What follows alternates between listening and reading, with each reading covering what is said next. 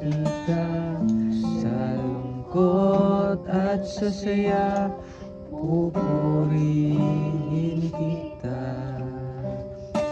Ikaw, O Diyos, ang matibay na sandigan sa lahat.